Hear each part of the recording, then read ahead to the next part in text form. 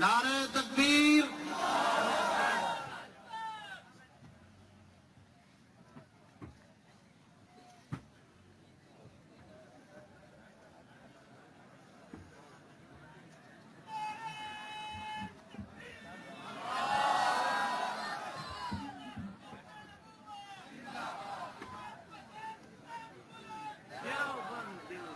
عظیم امین متکلم اسلام ترجمان علماء دیوبند حضرت مولانا محمد الیاس گمن صاحب کو کیوائیں اور اپنے خیالات اظہار کریں. کھڑے ہو کر حضرت کا استقبال کرنا ہے.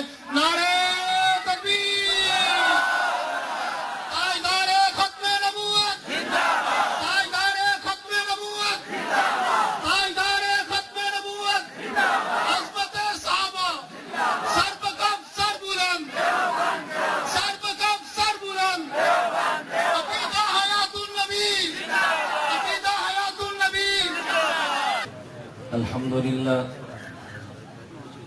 الحمد لله نحمده ونستعينه ونستغفره ونؤمن به ونتوكل عليه ونعوذ بالله من شرور أنفسنا ومن سيئات أعمالنا. من يهده الله فلا مضل له ومن يضلل فلا هادي له. ونشهد أن لا إله إلا الله وحده لا شريك له ونشهد أن سيدنا ومولانا محمدا عبده ورسوله.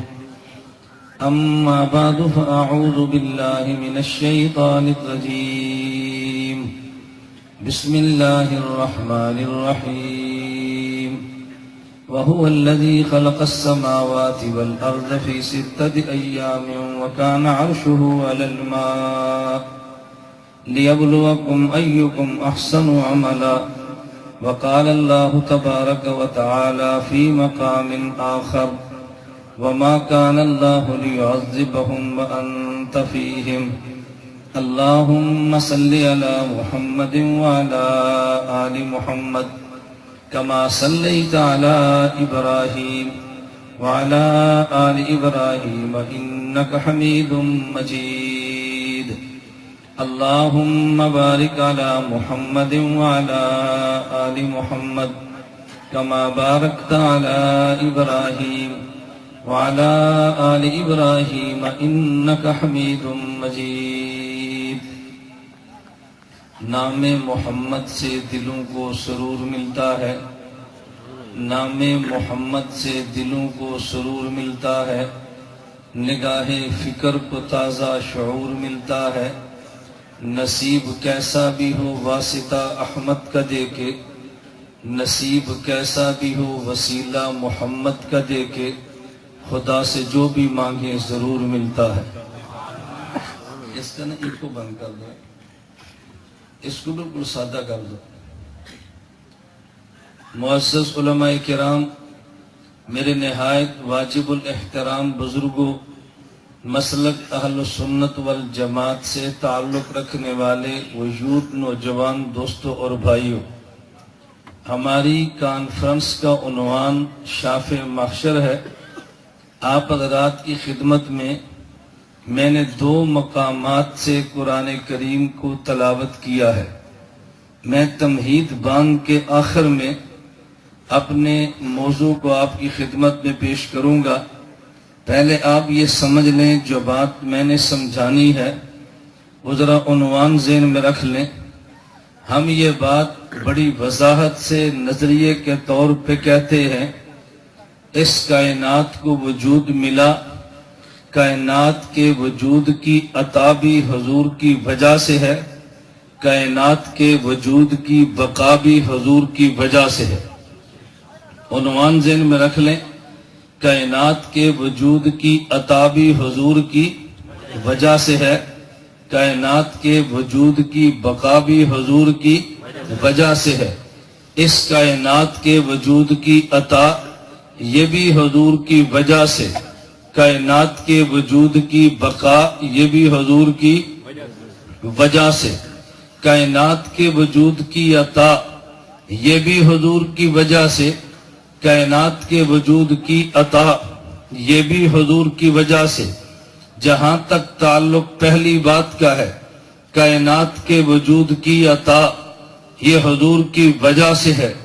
قرآن کریم میں اللہ رب العزت نے ارشاد فرمایا وَهُوَ الَّذِي خَلَقَ السَّمَاوَاتِ وَالْأَرْضَ، خدا نے آسمانوں کو پیدا فرمایا، خدا نے زمینوں کو پیدا فرمایا فی ستۃ ایام، 6 دنوں کی مقدار میں. فَكَانَ عَرْشُهُ عَلَى الْمَاءِ، خدا نے اپنے اس عرش کو سمندر پہ سجایا. آگے فرمایا لِيَبْلُوَكُمْ أَيُّكُمْ أَحْسَنُ عَمَلًا، خدا نے ایسے کیوں فرمایا ہے؟ اللہ تمہیں دکھانا چاہتے ہیں. میں لِيَبْلُوَكُمْ کا جو ترجمہ کرتا ہوں اسے سارے اشکالات کھلتے چلے جائیں گے. عام بندے کے ذہن میں وہ سوال نہیں ہیں جو مولویت کے ذہن میں آ سکتے ہیں. لِيَبْلُوَكُمْ أَيُّكُمْ أَحْسَنُ عَمَلًا، یہ نہیں کہ اللہ دیکھنا چاہتے ہیں، خدا کے علم میں ہے اللہ دکھانا چاہتے ہیں. آسمانوں کو پیدا کیا ہے، زمین کو پیدا کیا ہے. کیوں؟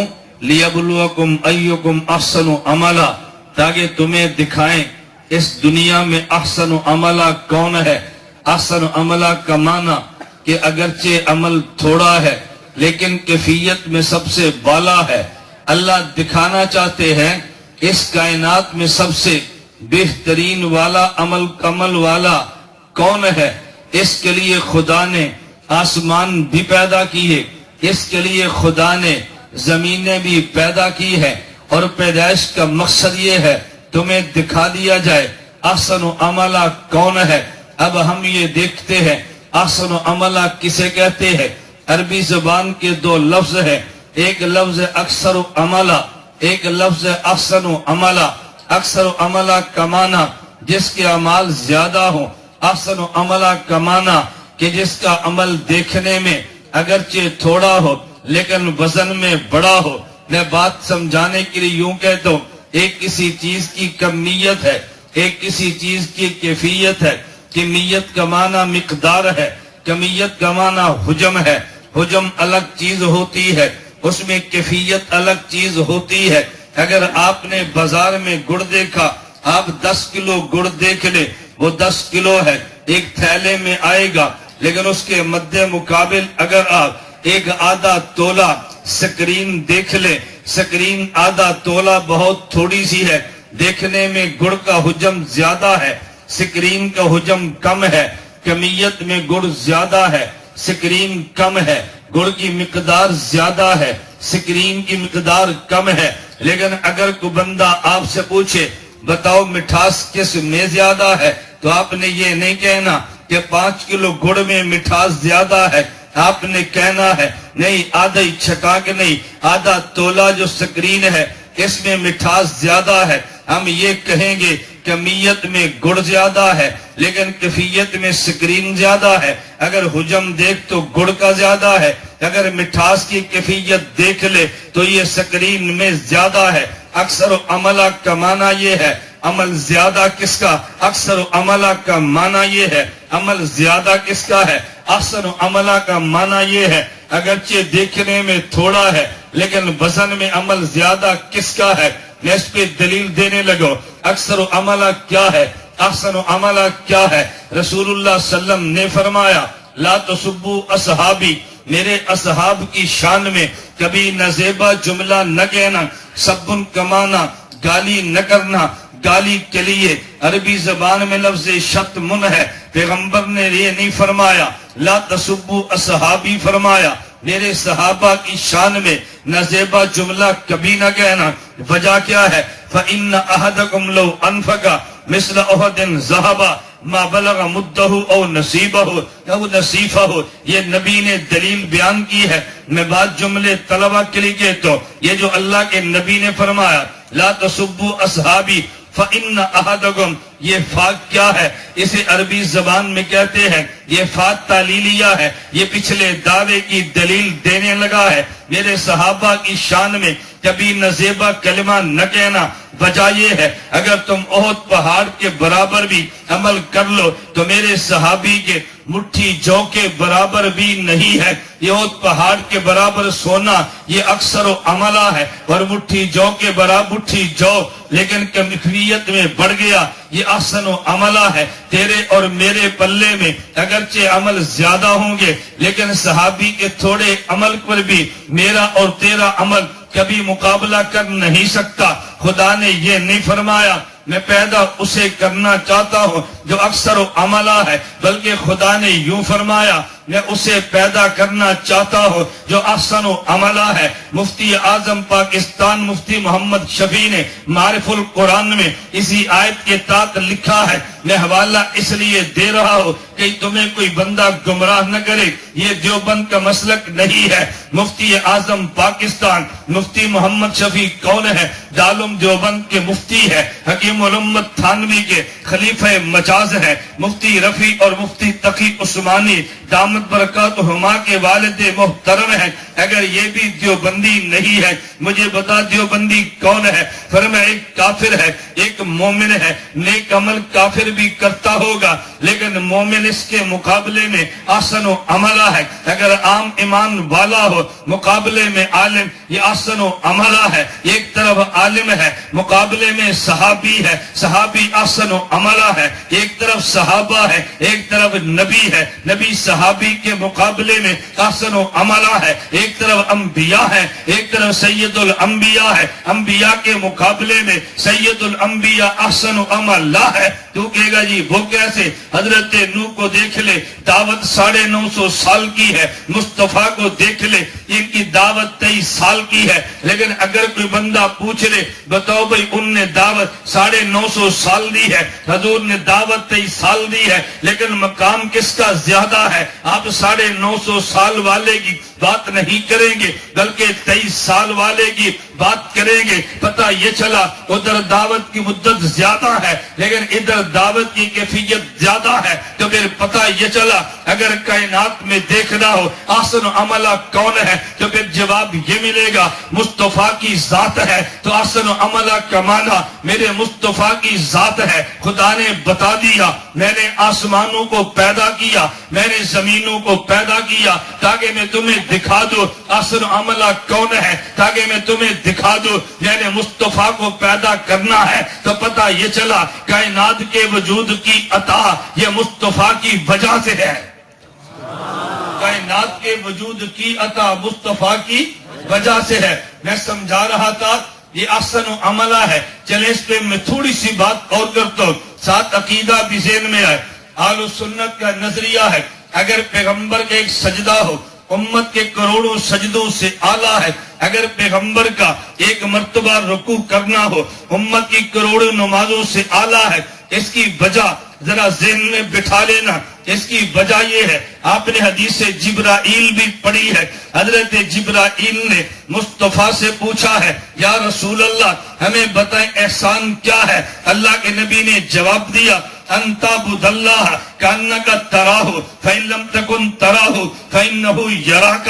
احسان یہ ہے خدا کی عبادت یوں کر گویا تو خدا کو دیکھتا ہے، اگر یوں نہ کر سکے تو پھر عبادت یوں کر گویا تو خدا کو تو نہیں دیکھتا لیکن یوں عبادت تو کرنا خدا تجھے دیکھتا ہے۔ اب عبادت کی دو قسمیں ہوگی، ایک عبادت کی قسم یہ ہے عابد معبود کو دیکھے، معبود عابد کو دیکھے۔ عبادت کی دوسری قسم یہ ہے معبود تو دیکھتا ہے لیکن عابد نہیں دیکھتا۔ جامعہ اشرفیہ کے شیخ الحدیث حضرت مولانا صوفی سرور دامت برکاتہم نے شرح بخاری میں لکھا ہے، میں حوالے ساتھ اس لیے دیتا ہوں کہ تمہیں کوئی گمراہ نہ کرے، ان کی تحقیق اپنی ہے، یہ علماء دیوبند کی تحقیقات ہے۔ حضرت صوفی سرور صاحب دامت برکاتہم نے یہ لکھا ایک عبادت نبی کی ہے ایک عبادت امتی کی ہے۔ نبی کی عبادت یہ ہے عابد معبود کو دیکھے، معبود عابد کو دیکھے۔ امتی کی عبادت یہ ہے عابد معبود کو نہیں دیکھتا لیکن معبود عابد کو دیکھتا ہے۔ اگر دونوں ایک ایک دوسرے کو دیکھے اسے مشاہدہ کہتے ہیں، اور ایک دیکھے دوسرا نہ دیکھے اسے غیبوبت کہتے ہیں۔ پتہ یہ چلا کہ نبی کی عبادت وہ ہے جو مشاہدہ والی ہے، امتی کی عبادت وہ ہے جو غیبوبت والی ہے۔ غیبوبت کے کروڑوں سجدے ہو، مشاہدے کے ایک سجدے کے برابر نہیں ہے۔ نبی کی عبادت مشاہدہ والی ہے، امتی کی عبادت عالم غیبوبت والی ہے۔ نبی عالم مشاہدہ میں ہے، امتی عالم غیبوبت میں ہے۔ چلے اگر ذوق تازہ ہو میں اس پہ ایک بات اور بھی کر دیتا ہوں۔ عالم مشاہدہ عالم غیبوبت کو تو سمجھے گا کیسے؟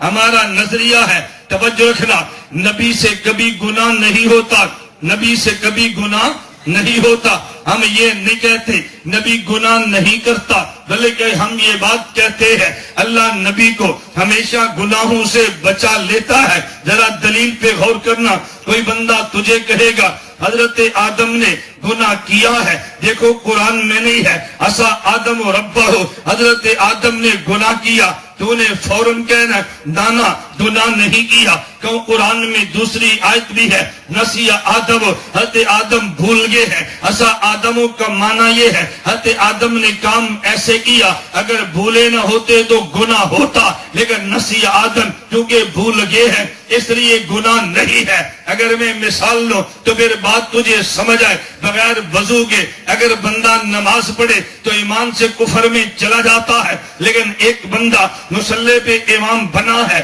نماز پڑھا رہا تھا، اس کا وضو نہیں تھا، نماز کے بعد لوگوں نے سنتیں پڑھ لی، یہ فوراً کہتا ہے وہ بھائی نماز دوبارہ پڑھ لو۔ لوگوں نے پوچھا کیا ہوا؟ یہ کہتے ہیں میرا وضو نہیں تھا، میں نے بغیر وضو کے پڑھا دی ہے۔ اب دیکھ بغیر وضو کے نماز پڑھنا کفر تھا، لیکن اس پہ کفر کا فتویٰ تو کبھی نہیں لگائے گا۔ حضرت آپ نے بغیر وضو کے کیسے پڑھے؟ کہا یار میں بھول گیا تھا۔ اب عمل تو وہ ہے اگر جان بوجھ کے کرے تو کفر ہے، لیکن بھول گیا ہے اب یہ کفر نہیں ہے۔ حضرت آدم کو خدا نے فرمایا لا تقربا هذه الشجرہ، اس درخت کے قریب نہ جانا۔ حضرت آدم گئے ہیں، بظاہر گناہ لگتا ہے لیکن نسی آدم کا کہ بتا دیا یہ صورت تو یہ ہے جیسے گناہ کی ہوتی ہے، لیکن گناہ کیوں نہیں ہے؟ اس لیے کہ آدم علیہ السلام بھول گئے ہیں۔ توجہ رکھنا، ایک بندہ پھر کہتے آدم بھول گئے ہیں، یہ بھولنا گناہ نہیں تھا، لیکن ہمیں یہ تو بتاؤ نا خدا نے ڈانٹا کیوں ہے؟ حضرت آدم کو خدا نے جنت سے نکالا کیوں ہے؟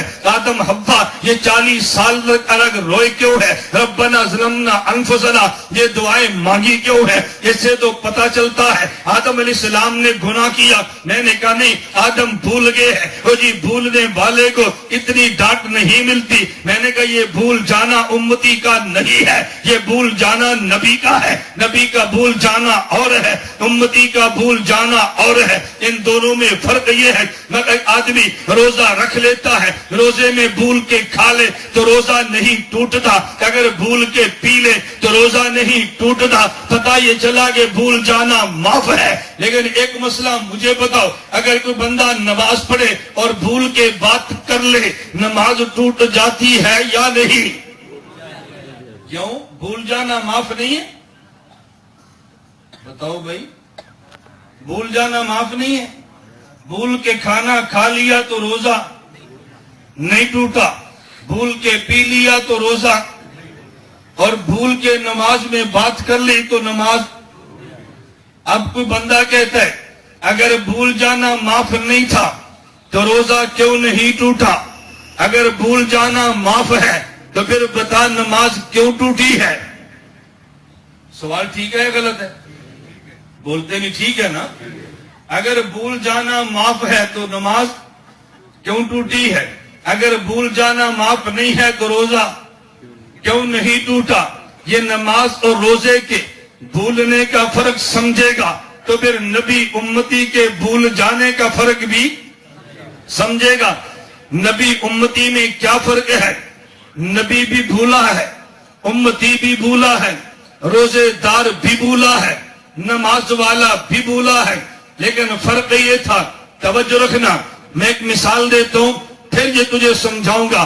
ایک بچہ اپنے بازار بھیجا ہے، اس کو 200 روپیہ دیا ہے، کہا بیٹا بازار سے ادرک بھی لاؤ، بازار سے ٹماٹر بھی لاؤ، بازار سے دھنیا بھی لاؤ، بازار سے ہری مرچ بھی لاؤ، बाजार से पुदीना भी लो। आपने 10 चीजें बता दी है। ये बेटा दुकान पे गया है, इसने सामान ले लिया है। जब ये घर पहुंचा, आपने शॉपिंग बैग खोला, इसमें अदरक नहीं थी। अब अगर इसको डांटे तो अदरक क्यों नहीं लाया, तुझे शर्म नहीं आती, तू क्यों नहीं लाया? वो कहते अब्बा जी भूल गया। आप कहते तू क्यों भूला है? लोग कहेंगे तो बाबा इसको न डांट, तूने 10 चीजें जिम्मे लगाई थी, अगर भूल गया है कौन सी क़यामत टूट पड़ी है? बच्चा था भूल गया है। लेकिन अगर आपने बच्चे को बाजार भेजा, 10 रुपए दे के भेजा, का बेटा बाजार से अदरक लाओ, ये बेटा वापस घर आया, आप कहे अदरक लाए हो, कहते नहीं लाया।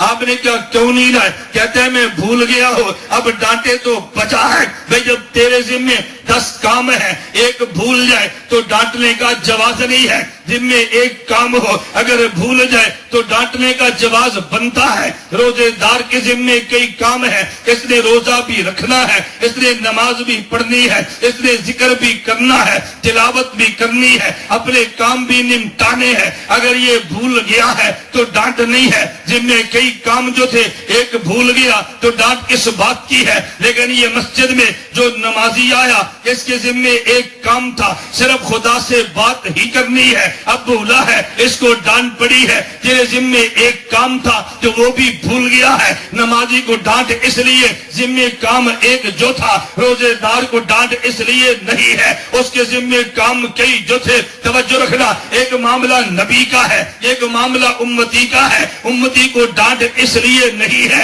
जिम्मे काम कई जो थे। आदम को डांट इसलिए है, तेरे जिम्मे एक काम था, ला तकरबादी शजरा। आदम तो एक काम भी भूल गया है। तेरी मिसाल नमाज वाले की तरह है, उम्मती की मिसाल रोजेदार की तरह है। रोजेदार भूल के खा ले, गुनाह भी नहीं है, डांट भी नहीं है। नमाजी भूल जाए, गुनाह तो नहीं है, लेकिन डांट है। उम्मती भूल जाए, गुनाह भी नहीं है, डांट भी नहीं है। लेकिन नबी भूल जाए तो गुनाह नहीं है, मगर डांट फिर भी है।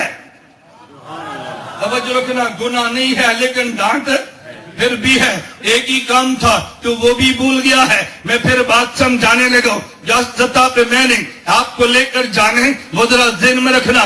भाई दूसरा जवाब ये है, एक मामला नबी का है, तवज्जो, एक मामला उम्मती का है। नबी और उम्मती के भूल जाने में क्या फर्क है? भाई नबी की इबादत ये है, नबी ने खुदा को देखा, खुदा ने नबी को देखा। उम्मती की इबादत ये है, उम्मती खुदा को नहीं देखता, खुदा इसे देखता है। पता ये चला उम्मती की इबादत ये आलमे ग़ैबूबत की है और नबी की इबादत आलमे मुशाहदा की है। खुदा फरमाए आलमे ग़ैबूबत वाला भूल जाए तो डांट नहीं है, आलमे मुशाहदा वाला भूल जाए तो डांट पड़ा करती है। मैं इसकी मिसाल देता हूं, तवज्जो। एक आदमी मेरे पीछे है, उसको मैं नहीं देख रहा, तवज्जो रखना। या एक आदमी मेरे आगे है, लेकिन वो है इस मेज के नीचे, मुंह आगे है, कमर बाहर है। मैं उसको देख रहा हूं, वो समझते मुझे नहीं देख रहे। तवज्जो रखना, मैं उसको देख रहा हूं, वो समझते मुझे नहीं देख रहे। वो हल्की सी शरारत कह रहे ना, मैं कह तो पुत्र में तेनों वेख ना पिया, बात समझ आई। लेकिन एक बंदा ये मेरे सामने है, ये मुझे देखे, मैं इसे देखूं और फिर भी शरारत करे तो लोग कहते हैं कुछ हया कर, तू उन्हें देखता है, वो तुझे देखते हैं, तू भी बाज नहीं आता। पता ये चला कोई छुप के हरकत करे, इसका मामला और है, सामने बैठ के करे तो मामला और है। उम्मती का मामला आलमे ग़ैबूबत का है, नबी का मामला आलमे मुशाहदा का है। नबी भूल जाए तो डांट है, आलमे मुशाहदा में है फिर भी भूला है। उम्मती भूल जाए तो डांट नहीं है, ये आलमे ग़ैबूबत में है। ग़ैबूबत का मामला और है, मुशाहदा का मामला और है। इसका माना ये है उम्मती खुदा को नहीं देखता, खुदा उम्मती को देखता है। और नबी का मामला, नबी खुदा को देखता है, खुदा नबी को देखता है। फिर दोनों में फर्क क्या है? मैं एक जुमला कहने लगो कि दोनों में फर्क क्या है। एक वो जात है जो खुदा के रास्ते में कटी है, जिसे तूने शहीद कहा। एक वो जात है जो खुदा के रास्ते में जान दी है, जिसे नबी कहा। हमने ये कहा था शहीद भी जिंदा है, ہم نے کہا تھا نبی بھی زندہ ہے. ایک بندہ کہنے لگا ہمیں بات سمجھ نہیں آئی, تم کہتے ہو شہید زندہ, نبی بڑھ کے زندہ ہے. حکیم الامت تھانوی نے فرمایا او بھائی شہید کا معاملہ عالم غیبوبت کا ہے, نبی کا معاملہ عالم مشاہدہ کا ہے. شہید وہ ہے جو خدا کو نہیں دیکھتا, راہ خدا کو دیکھتا ہے, اور نبی وہ ہے جو راہ خدا نہیں براہ راست خدا کو دیکھتا ہے. جو خدا کو دیکھے اور جان دے یہ مقتول فی اللہ ہے, جو راہ خدا کو دیکھے اور جان دے یہ مقتول فی سبیل اللہ ہے. راہ خدا کو دیکھے جان دے اگر یہ زندہ ہے تو جو خدا کو دیکھے جان دے وہ بڑھ کے زندہ ہے. ایک بندہ خدا کو دیکھے اور جان دے یہ مقتول فی اللہ ہے, اور ایک بندہ خدا کے راستے کو دیکھے اور جان دے یہ مقتول فی سبیل اللہ ہے. اگر فی سبیل اللہ زندہ ہے تو پھر ماننا فی اللہ پڑھ کے زندہ ہے. شہید کو زندہ مانتا ہے, اور یہ عجیب مخلوق ہے. اب نئی بحث چلی ہے, نئی بحث. ہمارے ایک سرگودا کے علامہ صاحب ہیں, انہوں نے ایک بیان کیا, آپ کو تعجب ہوگا. آپ علم دیکھو, علم بیان کیا اور کہنے لگے یہ کہتے ہیں شہید زندہ ہے. توجہ رکھنا, یہ کہتے ہیں شہید زندہ ہے. اچھا یہ بتاؤ جب شہید کی نماز جنازہ پڑھتے ہو تو دعا کیا مانگتے ہو؟ اللہم اغفر لحینا وحینا. کیا مانگتے ہو؟ اللہم اغفر لحینا. بولو اور اونچی آواز سے, یہ میں ان کا سٹائل بتا رہا ہوں. اللہم اغفر لحینا, میتنا کیوں, زندہ نہیں؟ پھر کہو نا حینا وحینا. یہ دلیل سمجھائی جا رہی ہے. کیا کہتے ہیں؟ اگر شہید زندہ ہے تو کہو نا اللہم اغفر لحینا وحینا. زندہ ہے تو میتنا کیوں کہتے ہو؟ میں نے کہا علم اسے کہتے ہیں بھئی زندہ ہم نے کہا یا قرآن نے؟ کس نے کہا؟ تو پھر یہ ہمیں نہ سنانا, خدا سے کہنا. اللہ تو نے کہا زندہ ہے, تیرا نبی کہتے ہیں میتنا زندہ نہیں ہے, ہم تیری مننے یہ تیرے نبی کی, یہ خدا کو کہ ہمیں کیوں کہتا ہے؟ وہ گل سمجھ آئی؟ اب یوں شبہات پیدا کریں گے نا تو لوگ کہتے ہیں دیکھو علامہ صاحب نے بڑی دلیل دی ہے. میں نے کہا اگر یوں دلیل بنتی ہے, توجہ رکھنا, اللہم اغفر لحینا ومیتنا, اس کا سوال یہ تھا اگر شہید زندہ ہے تو میتنا کیوں کہا ہے, پھر حینا کہو نا. میں نے کہا تیرا ایک سوال ہے, میرے 3 سوال ہیں. توجہ, تیرا ایک سوال ہے, میرے 3 سوال ہیں. اللہم اغفر لحینا ومیتنا, آگے وشاہدنا, آگے. کیوں؟ یہ جماعت و دعوت ہے جناب ہے, نہیں سمجھے؟ وہ بھائی جماعت و دعوت ہے جناب ہے, غائبنا کیوں؟ کہو نا شاہدنا و شاہدنا. ہمارا ایک سوال ہو گیا نا, بات سمجھ آ رہی؟ یہ میت غائب ہے یا شاہد؟ تو کہو نا شاہدنا و شاہدنا, شاہدنا و شاہدنا. غائبنا کیوں کہتے ہو؟ آگے وصغیرنا. یہ جنازہ بچے کا یا بڑے کا؟ بولو. تو پھر کیا کہنا چاہیے؟ کبیرنا و کبیرنا. یہ صغیرنا کیوں؟ یہ تو بابا جی ہیں. صغیرنا کیوں؟ آگے وذکرنا. نا یہ جنازہ ابا جی دا ہے, انسانا نہیں. ذکرنا و ذکرنا, سامنے ماں نہیں پیو دا جنازہ ہے نا. پھر کیا کہ ذکرنا و ذکرنا. اگر سامنے جنازہ ماں کا ہے تو پھر وہ انسانا و انسانا. اس نے کتنے سوال کیے؟ ہم نے کتنے کیے؟ 3. ایک سوال بندہ کرے علامہ بنتا ہے, تو 3 کرے تو کیوں نہیں بنتا؟ توجہ سے بات سمجھنا. میں نے کہا تو نے ایک سوال کیا اور تو نے کمال کیا کہ میں نے حدیث کو قرآن کے خلاف ثابت کیا ہے.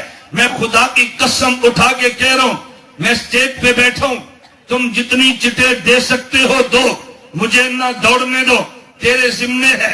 हदीसें कुरान के खिलाफ पेश करना मेरे जिम्मे है, उसे कुरान के मुताबिक साबित करना देवबंद का नजरिया है। खुदा की कसम कोई भी हदीस पैगंबर कुरान के खिलाफ होती नहीं है, कभी नजर आती है। जब हदीस कुरान के खिलाफ न हो लेकिन नजर आए, अहले नजर से नजर का इलाज करा, तुझे कुरान के खिलाफ नजर भी नहीं आएगी। हम तो खानकाह में है, जो बंद वालों के यहाँ अहले इल्म भी है, जो बंद वालों के यहाँ अहले नजर भी है। इधर इल्म भी है, इधर नजर भी है। अहले इल्म भी है, तवज्जो, अहले इल्म भी है, अहले नजर भी है। मैंने कहा एक सवाल किया कुरान के खिलाफ साबित करने के लिए, ये दुआ कुरान के खिलाफ नहीं है। तू कहेगा क्यों नहीं है? तवज्जो रखना, मैं कहता हूं इसलिए नहीं, ये सामने जनाजा उसका है जो मैयत मौजूद है। शाहिदना गाइबिना कह के दुआ में उन्हें शामिल किया जो सामने मौजूद नहीं थे। ये जनाजा बड़े का है, सगीरना कह के बच्चों को शामिल किया है। जनाजा अब्बू जी का है, उनसा ना कह के औरतों को शामिल किया है। जनाजा औरत का है, ज़करना कह के मर्दों को शामिल किया है। जनाजा शहीद का है, मैयतना कह के गैर शहीद को शामिल किया है। जनाजा मैयत का है, हय्यना कह के शहीद को शामिल किया है। कुरान के खिलाफ कैसे है? हमारी समझ से बाला है, ये कमाल नहीं है। हदीसे कुरान के खिलाफ साबित करो, और भाई कमाल ये है हदीसे कुरान के मुताबिक पेश करो।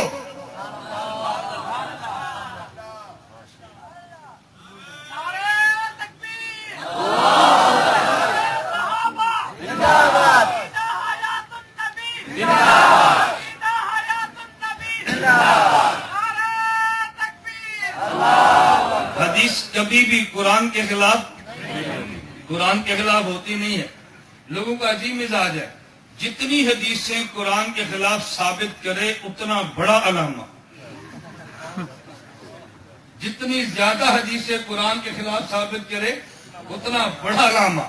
मर गया है, दुनिया से चला गया है, जब जिंदा था हमने तब भी नाम नहीं लिया, मरने के बाद क्या नाम लेना। लेकिन किताब लिखी क्या कि बुखारी की 53 हदीसें कुरान के खिलाफ हैं। मैंने कहा एक भी कुरान के खिलाफ नहीं है। किताब लिखी 53 कुरान के खिलाफ है, हमने कहा एक भी कुरान के खिलाफ। तवज्जो, मैं बतौर नमूने के पेश करता हूँ, तेरे इल्म में इल्म आए। उसने कहा जी कुरान करीम में है फनकिहू मा ताबलकुम मिनन निसा, शादी उनसे करो जो निसा हो, शादी उनसे करो जो बड़ी उम्र की हो, शादी उससे करो जो बालिग हो। कहते कुरान ने निसा से शादी का हुक्म दिया है। इमाम बुखारी फरमाते हैं अम्मी आयशा का जब नबी से निकाह हुआ उम्र 6 या 7 साल है। अम्मी आयशा की रुखसती हुई उम्र 9 साल है। कहते अभी तो अम्मी आयशा ये बच्ची है, निसा की उम्र को पहुंची ही नहीं है। कुरान कहता है निकाह उनसे करो जो निसा हो। अम्मी आयशा की 9 साल की उम्र मान ली जाए तो ये निसा बनती ही नहीं है। तो इमाम बुखारी ने अल्लाह के नबी का निकाह उनसे साबित किया जो निसा नहीं है। इसलिए पता चला हदीस बुखारी कुरान के खिलाफ है। एक तरह समझ आया? नहीं समझ आया? एक तरह समझ आया? हम आयशा की उम्र बवक्त रुखसती कितनी है? कुरान ने कहा निकाह किन से करो? निसा से। निसा किसे कहते हैं? बड़ी औरत को। ये उनकी तहकीक है। कहते कुरान कहते हैं निसा बड़ी उम्र वाली से करो। इमाम बुखारी ने उम्र वो बताई जिस उम्र में निसा बनती ही नहीं है।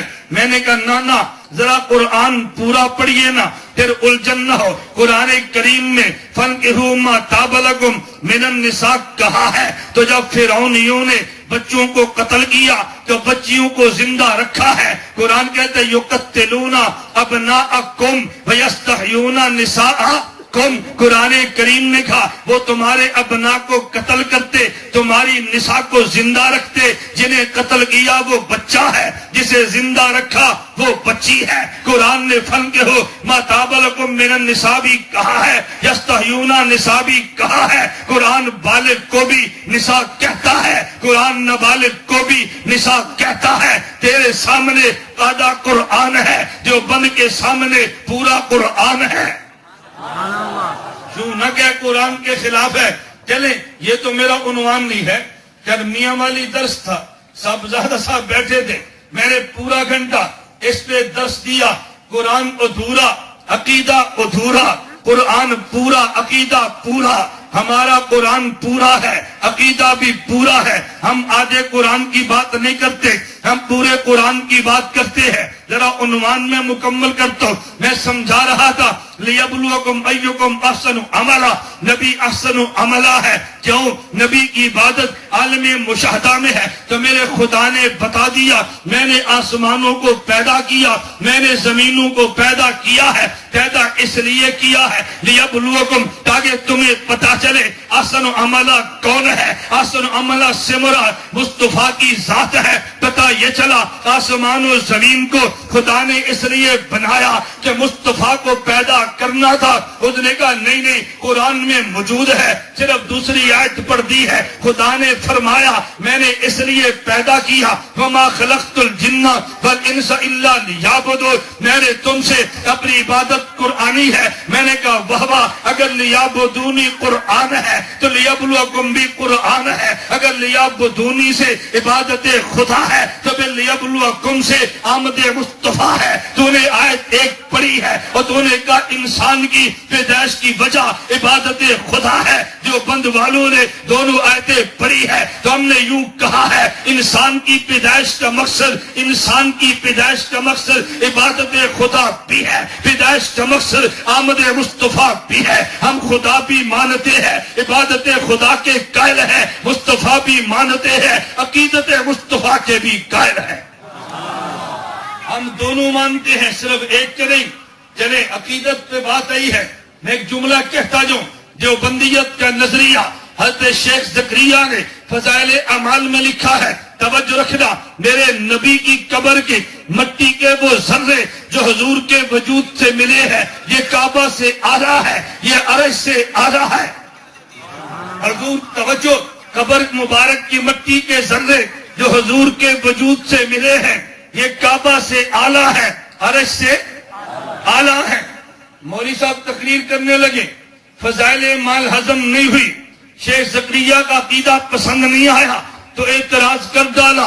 کہا جی میں تمہیں کہتا ہوں تبلیغ والو، اگر شیخ زکریا کو مانتے ہو تو شیخ زکریا یہ کہہ رہے ہیں کہ کعبے کی بجائے توجہ، پیغمبر کے روزے کی قبر کی مٹی جو نبی کے وجود سے ملی یہ کعبہ سے آ رہا ہے۔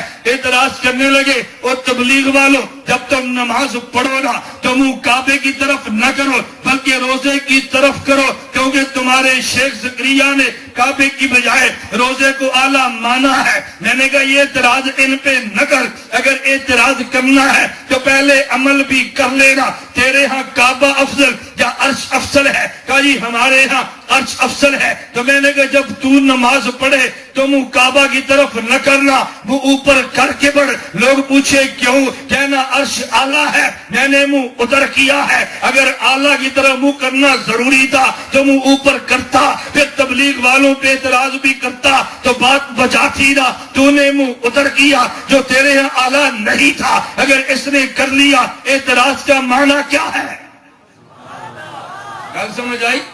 میں نے کہا ہم کعبے کی طرف منہ کرتے ہیں، نماز پڑھ رہے ہیں، ہوا چل پڑے، مٹی منہ میں آ جائے، رخ بدلتے نہیں ہیں۔ منہ ادھر جو کیا ہے تو منہ اوپر کر کے نماز پڑھتا، اوپر سے کعبہ گزرتا، کچھ گرا بھی دیتا تو منہ نہ بدلتا، کیونکہ موحد نماز پڑھ رہا ہے، موحد نماز پڑھ رہا ہے۔ تو چہرہ نہ بدلتا، پتا تو چلے گا، لیکن تیری دلیل پہ خود عمل کرتا، ان پہ اعتراض کرتا تو بجا بھی لگتا تھا لیکن عمل خود نہیں ہے. تو نے تبلیغ والے پہ اعتراض کیا کرنا ہے؟ ہم سے بات سمجھ نہیں ہوتی. ہم کہتے ہیں توجہ رکھنا، ہم یہ بات کہتے ہیں میرے نبی کی قبر کے مٹی کے ذرے، قبر کی مٹی کے ذرے جو وجود مصطفیٰ سے ملے یہ عرش سے اعلیٰ ہے. دلیلیں اور ہوں گی، ممکن ہے تیری سطح سے اوپر چلی جائے. میں دلیل وہ دیتا ہوں جو تیری ذہنی سطح کے مطابق ہے. اگر کوئی تم سے پوچھ لے اس کی دلیل کیا ہے کہ یہ قبر کی مٹی کے ذرے وجود مصطفیٰ سے ملے یہ عرش سے اعلیٰ ہے، تو نے فوراً کہہ دینا ہے یہ قبر، یہ روزہ، یہ میرے پیغمبر کی رہائش گاہ ہے. وہ عرش معلیٰ میرے پیغمبر کی سیر گاہ ہے. یہ روزہ مصطفیٰ کی رہائش گاہ ہے، عرش معلیٰ مصطفیٰ کی سیر گاہ ہے، اور رہائش گاہ سیر گاہ سے اعلیٰ ہوا کرتی ہے. رہائش گاہ سیر گاہ سے اعلیٰ ہوا کرتی ہے. رہائش گاہ یہ ہے، سیر گاہ وہ ہے. میں نے کہا تو بات سمجھا ہی نہیں ہے. اگر ہم سے پوچھ لیتا اعلیٰ جگہ تو یہ ہے، منہ ادھر کیوں کیا ہے؟ وجہ یہ ہے کعبہ کی نسبت، توجہ، کعبہ کی نسبت خدا کی طرف ہے، روزے کی نسبت مصطفیٰ کی طرف ہے. عبادت خدا کی ہے، منہ ادھر ہے. عقیدت مصطفیٰ کی ہے، دل ادھر ہے. نہیں سمجھا؟ عبادت خدا کی ہے تو رخ ادھر ہے، عقیدت مصطفیٰ کی ہے تو دل ادھر ہے. دیوبند والے کعبہ کو مرکز عبادت سمجھتے ہیں، نبی کے روزے کو مرکز عقیدت سمجھتے ہیں. ان کے پاس عبادت خدا بھی ہے، ان کی عقیدت مصطفیٰ بھی ہے. ہم عقیدت مصطفیٰ کی آڑ میں، توجہ رکھنا، عقیدت مصطفیٰ کی آڑ میں مشرک بھی نہیں بنتے، عبادت خدا کی آڑ میں گستاخ بھی نہیں بنتے. ہم واحد بھی ہیں، ہم مؤدب بھی ہیں. توحید کی آڑ میں گستاخیاں بھی نہیں کرتے، عقیدت کی آڑ میں شرک بھی نہیں کرتے. جو بند والے توحید والے بھی ہیں، جو بند والے عقیدت والے بھی ہیں. ہم اپنی جگہ پہ رکھتے ہیں، بدلتے نہیں ہیں. میں نے پہلی بات کی ہے کائنات کو وجود عطا ہوا میرے نبی کے صدقے. کائنات کو وجود عطا ہوا حضور کے دلیل ذہن میں رہے گی. لِيَبْلُوَكُمْ أَيُّكُمْ أَحْسَنُ عَمَلًا. ہمارا رونا اس سے ہے جو خود کو دیوبندی کہہ کے دیوبند کے نظریات نہیں مانتا. نہ کہتا دیوبندی فرق نہ پڑتا، دیوبندی کہہ کے خود کو دیوبند کے نظریات نہیں مانتا. چلے میں دوسری بات کہتا ہوں، وَمَا كَانَ اللَّهُ لِيُعَذِّبَهُمْ وَأَنْتَ فِيهِمْ. میری دلیل پہ توجہ دینا. کائنات کے وجود کی عطا بھی حضور کی وجہ سے ہے، کائنات کے وجود کی عطا بھی حضور کی وجہ سے ہے. لِيَبْلُوَكُمْ أَيُّكُمْ أَحْسَنُ عَمَلًا. کائنات کے وجود کی بقا بھی حضور کی وجہ سے ہے. وَمَا كَانَ اللَّهُ لِيُعَذِّبَهُمْ وَأَنْتَ فِيهِمْ. دلیل پہ غور کرنا. مشرکین مکہ حرم میں چلے گئے، غلاف کعبہ کو تھام لیا ہے. مشرکین مکہ حرم کعبہ میں چلے گئے، کعبہ کی کنڈیاں پکڑ کے خدا سے جھگڑ رہے ہیں. اللہم ان کان ھذا هو الحق فامطر علینا حجارۃ من السماء ابیتنا بعذاب علیم. اللہ اگر یہ دین مصطفیٰ ٹھیک ہے آسمان سے پتھر برسا. میاں والی کے دوستو تم بتاؤ، جب دین مصطفیٰ پر حق ہے تو مکے والے نے پتھر مانگے ہیں، اس پہ پتھر آ جانے چاہیے تھے، تباہ ہو جانا چاہیے تھا، اس کا وجود مٹا دینا چاہیے تھا. اللہ دین مصطفیٰ پر حق ہے، یہ کہہ رہا ہے اگر دین مصطفیٰ سچا خدایا مجھے مٹا دے. اس بے ایمان کو خدایا تو نے کیوں نہیں مٹایا؟ خدا نے جواب دیا وما کان اللہ لیعذبہم وانت فیہم. مصطفیٰ ان کے جرم کا تقاضا مٹا دینا چاہیے تھا، مٹایا اس لیے نہیں. ان میں آپ جو ہیں، ان میں آپ جو ہیں میں کیسے مٹا سکتا ہوں؟ تیری وجہ سے کائنات کے وجود عطا کیا ہے، تیری وجہ سے کائنات کے وجود کو بقا ملی ہے. تو نہ ہوتا میں نے پیدا نہیں کرنا تھا، میرا محمد تو نہ ہوتا ان کو مٹا دیتا. تیری وجہ سے ان کی عطا ہے، تیری وجہ سے ان کی بقا ہے. توجہ رکھنا. اب میں سوال اور جواب خود کرتا ہوں. تاکہ آپ الجھن میں نہ پڑے. حضور کہاں پہ؟ مکہ میں. کہاں پہ؟ مشرک کہاں پہ؟ مکہ میں. توجہ، حضور مکہ سے مدینہ چلے گئے. اب تو حضور ان میں نہیں ہے نا؟ بولو نا، اب تو نہیں ہے نا؟ مٹا دینا چاہیے نا؟ کیوں نہیں مٹایا؟ آپ جواب دیں گے اس آیت کا مطلب یہ ہے وَأَنْتَ فِيهِمْ، جب تک آپ ان میں ہیں، خواہ مکہ میں یا مدینہ میں. میں پھر سوال کروں گا، حضور مدینہ سے تبوک چلے گئے، اب تو مٹا دینا چاہیے نا؟ اب تو ان میں نہیں ہے. آپ نے کہنا نہیں. جواب دیں گے وَأَنْتَ فِيهِمْ سے مراد یہ ہے جب تک آپ زمین پر ہیں میں ہلاک نہیں کروں گا. میں پھر سوال کروں گا، چلو حضور پھر سے عرش پہ چلے گئے ہیں، اب تو مٹا دینا چاہیے نا؟ آپ کہتے نہیں. انت فیہم سے مراد یہ ہے جب تک نبی یہاں دنیا میں ہے عذاب نہیں آئے گا. میں پھر سوال کروں گا، حضور نے دنیا چھوڑ دی ہے، نبی برزخ میں چلے گئے ہیں، جہان بدل گیا ہے، اب تو ہلاک ہو جانا چاہیے نا؟ اب ہلاک کیوں نہیں کیا؟ سوال سمجھے؟ سوال ذہن میں ہو نا، پھر آپ کے ذہن میں جواب آنا ہے. ہلاک کیوں نہیں کیا؟ وَأَنْتَ فِيهِمْ. توجہ، مکہ سے مدینہ ہلاک کیوں نہیں کیا؟ أَنْتَ فِيهِمْ. مدینہ سے تبوک گئے ہیں، ہلاک کیوں نہیں کیا؟ أَنْتَ فِيهِمْ. نبی فرش سے عرش پہ گئے ہیں، ہلاک کیوں نہیں کیا؟ وَأَنْتَ فِيهِمْ. دنیا میں جو ہے، جب دنیا میں نہیں ہے اب تو أَنْتَ فِيهِمْ نہیں ہے نا؟ اب تو ہلاک کر دینا چاہیے تھا. ہلاک کیوں نہیں کیا؟ میں دلیل میں تفسیر معرف القرآن رکھنے لگو تاکہ تیرے ذہن میں آئے. میں نے حوالہ کہاں سے دیا ہے؟ مفتی اعظم پاکستان مفتی محمد شفیع رحمت اللہ علیہ نے لکھا، اللہ جب کسی نبی کی امت کو ہلاک کرنے کا فیصلہ فرما لے، توجہ رکھنا، ہلاک کرنے کا فیصلہ فرما لے، ہلاک تب کرتے ہیں نبی زمین کے جس حصے کا نبی ہو، نبی کا جتنا دائرہ نبوت ہو، اللہ وہاں سے نبی کو نکال لیتے ہیں تو پھر ان کو ہلاک کرتے ہیں. حضرت نوح کی قوم کو ہلاک کب کیا ہے؟ جب جہاں کے نبی تھے وہاں سے نکال کے جوتی پہاڑ پہ پہنچا دیا، انہیں ہلاک کر دیا ہے. حضرت صالح کی قوم کو ہلاک کب کیا ہے؟ حضرت صالح کو یہاں سے نکالا، انہیں ہلاک کر دیا ہے. حضرت لوط علیہ السلام کی قوم کو ہلاک کب کیا ہے؟ جب ان کو بستی صدوم سے نکالا، ہلاک کر دیا ہے. پتہ یہ چلا اللہ نبی کی امت کو ہلاک تب کرتے ہیں نبی جس خطے کا نبی ہو،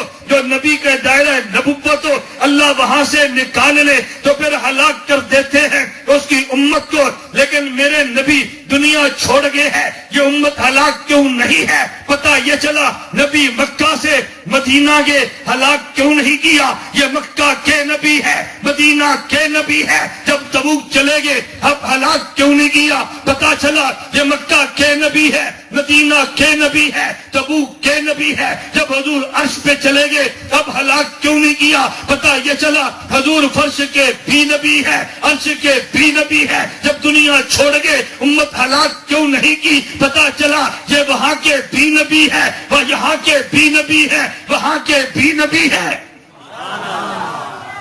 یہاں کے بھی نبی ہے، وہاں کے دائرہ نبوت سے نکلیں گے تو امت ہلاک ہوگی نا.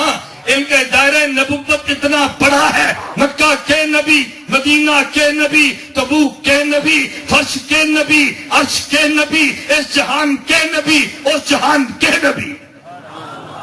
دائرہ کتنا وسیع ہے حضور کا. اس دائرے سے نکلیں گے تو پھر قوم ہلاک ہوگی نا. نہ دائرہ نبوت سے نکلنا ہے، نہ امت میں اجتماعی عذاب آنا ہے. میری دلیل نہیں ہے. اگلا جملہ سن جو مفتی اعظم پاکستان نے لکھا. ہم آدھی بات کہہ کے چھوڑ دیتے ہیں، ہم آدھی بات والے نہیں، اتحاد اہل سنت والجماعت والے ہم پوری بات کرتے ہیں، آدھے دین کی بات نہیں، ہم پورے دین کی بات کرتے ہیں. پرسوں اسلام آباد میں مولانا فضل الرحمان صاحب دامت برکاتہم سے ہماری 1.5 گھنٹے کی مفصل گفتگو تھی، بعض امور پہ مسئلہ تھا۔ مولانا فرمانے لگے ہم چاہتے ہیں یہ لوگ اکٹھے ہو، ہم چاہتے ہیں جماعتیں اکٹھے ہو، مل کر ملک میں کردار ادا کرے، لیکن بعض لوگ اکٹھے ہوتے نہیں۔ میں نے کہا تو وجہ یہ ہے جس کا مسئلہ ہی ایک ہے وہ مسئلہ چھوڑ دے، وجود ہی ختم ہے، وہ مسئلہ چھوڑے گا کیسے؟ ہماری مجبوری، ہمارا ایک مسئلہ نہیں ہے، ہمارا تو پورا دین ہے۔ نہیں سمجھے؟ ان کا ایشو ایک ہی مسئلہ ہے نا، ایک پر بھی دستخط کر دے، پیچھے بچے گا کیا؟ تو نہیں سمجھے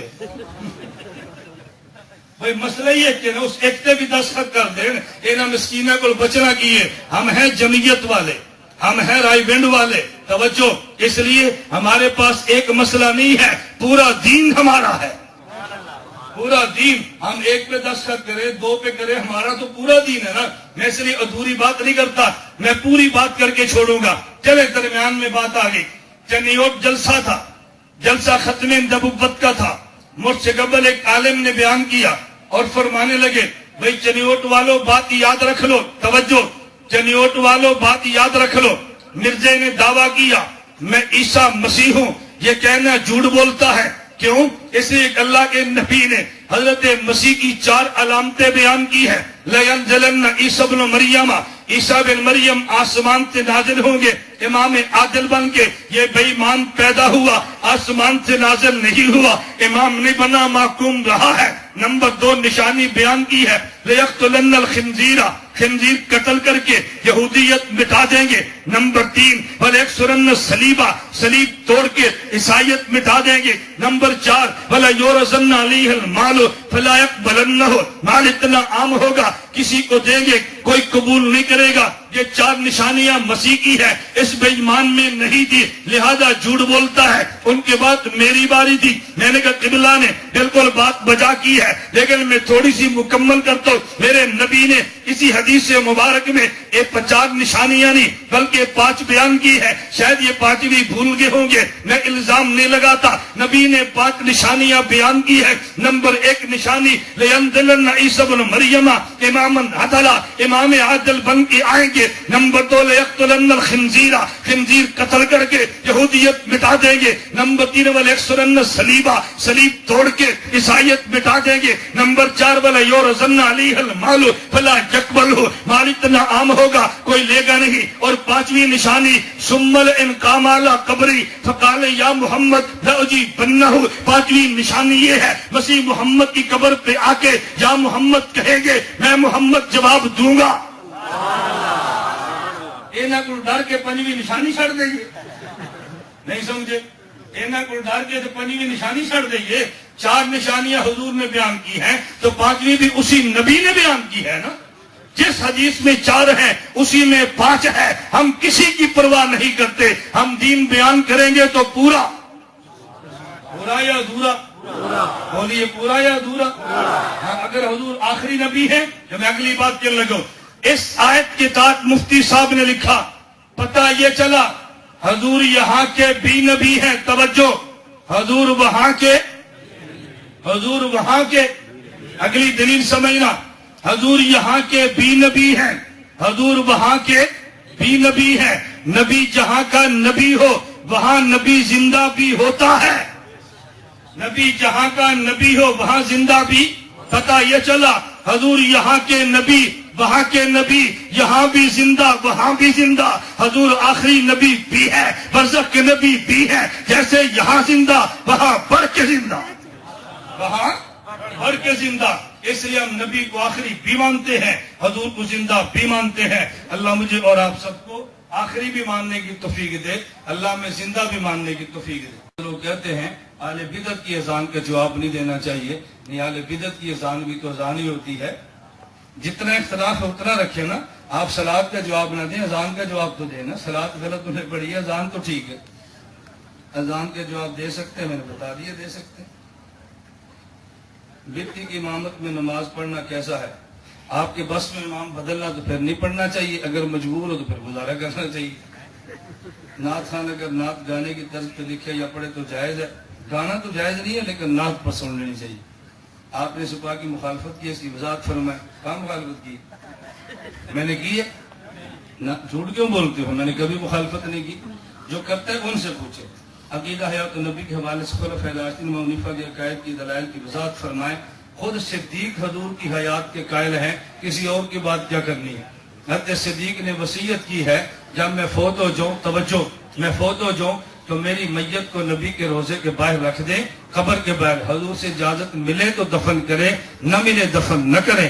امام راضی فرماتے ہیں لما حملت جنازت ہو الا باب قبر نبی صلی اللہ علیہ وسلم، صدیق کا جنازہ حضور کی قبر کے باہر رکھا گیا. نودی السلام علیکہ یا رسول اللہ اذا ابو بکر بالباب، حضور غلام دروازے پر آیا ہے. قبر سے حضور نے فرمایا ادخل الحبیبہ الی الحبیب، ادخل الحبیبہ الی الحبیب. وہ تو حیات کے قائل ہیں، کیوں کہتے ہو قائل نہیں ہے؟ اس میں تو خلفائے راشدین موجود تھے جن نے وصیت پہ عمل کیا ہے نا. برائے کرم سپاہی صاحبہ جمعیت علماء اختلاف اور فہموں کو دور کر تمام دیوبندی جماعت کی سطح پر جمع کیا جائے. دیکھیں میں چھوٹا ہوں، میرے بس میں نہیں ہے. بڑے جو فیصلہ فرمائیں گے ہم ان کے ساتھ ہیں انشاءاللہ. آدمی کو اپنے اوقات سے بڑھ کے بات نہیں کرنی. میں بہت چھوٹا ہوں اس لیے میں اپنے اوقات سے بڑھ کے بات نہیں کرتا. ہم نے ان کی ترجمان نہیں کرنی جو ہمارے ذمے ہے. بات ٹھیک ہے غلط ہے؟ مماتی فلاں مولوی کو فاتح پشاور کہتے ہیں. فاتح پشاور کا مطلب کہ ہمیں سمجھ نہیں ہے فاتح پشاور کا معنی ہے. اصل بات چونکہ نہیں بے تکے، آپ خواہ وہاں کسی بندے کو شہرت دینے کی کوشش کرتے ہیں. وہ چاہتے ہیں ہمیں شہرت ملے، آپ خواہ وہاں دے لیتے ہیں. علماء دیوبند کے فتویٰ مالکی سے نماز نہیں ہوتی. بابا جی کے فتوے ان کی صحبت میں نہ بیٹھے، لیکن وفاق المدارس والے سند دیتے ہیں. وفاق میں شامل کر رکھا ہے. میں نہ وفاق کا ناظم اعلیٰ نہ وفاق کا صدر. ہم تو کہتے ہیں نہیں کرنا چاہیے. میں نے پہلے آپ سے کہا بزرگوں سے لڑتے نہیں ہیں، رائے دے سکتے ہیں، رائے کی حد تک بات کریں. مماتیوں کا ذبیحہ کھانا جائز ہے. ہم مماتیوں کو کافر نہیں کہتے، گمراہ کہتے ہیں. گمراہ کا مسئلہ اور ہے، حال کفر کا مسئلہ اور ہے. حدود میں اختلاف رکھیں، حدود سے تجاوز نہ کریں.